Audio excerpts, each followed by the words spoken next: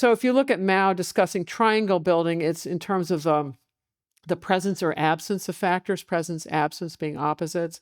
So you're going from the absence of political power to the seizure of political power, from the absence of the Red Army to the creation of the Red Army. And it goes on, that studying the differences and connections between dualities is a task of studying strategy, and it's really everything. So to defend in order to attack, to retreat in order to advance. It goes on, and it's all about correctly orienting yourself with between these opposites. So oppose protracted campaigns in the strategy of a short war. Uphold the strategy of a protracted war in a short campaign. And I'm starting to lose it. And you've got to put everything in the context of each other: losses, replacements, fighting, resting, concentration, and dispersion. And I'm thinking, I don't get this. Mao's bipolar disorder. So I went to this gentleman, Brigadier General Samuel B. Griffith. He is the only translator into English of Sun Tzu, who has a distinguished military career. And also he went on to get a DPhil, that's like a PhD, from Oxford in military history. And if you look at his career, he's in China during the Japanese escalation of the Sino-Japanese War. He's back in China, does another tour at the end of the Chinese Civil War. He gets top marks in the military's Chinese language exam. And oh, look at these details. Navy Cross, Purple Heart, Distinguished Service Cross.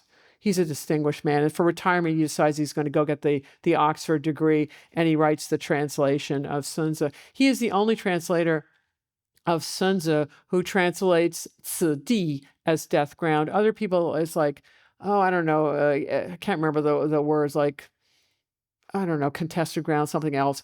But I'm guessing that when he chose those words, death ground, it's because when he was thinking about it, it might well have conjured up his memories of what exactly it was like to be on Guadalcanal or New Georgia. So he has provided insights. Oh, also the other thing to mention about him is he's really modest. I had to dig around to find these biographical details. They're not on the cover of his book, which is where they should be.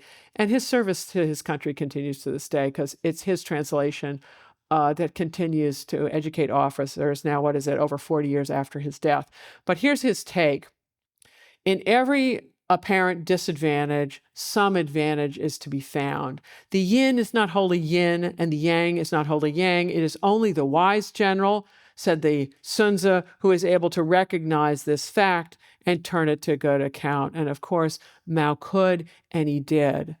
But in peacetime, choices are not binary, they're graduated. And evolution is much more conducive to economic development than revolution. If you enjoyed this clip, you can watch the full episode here and subscribe for more clips. Thanks.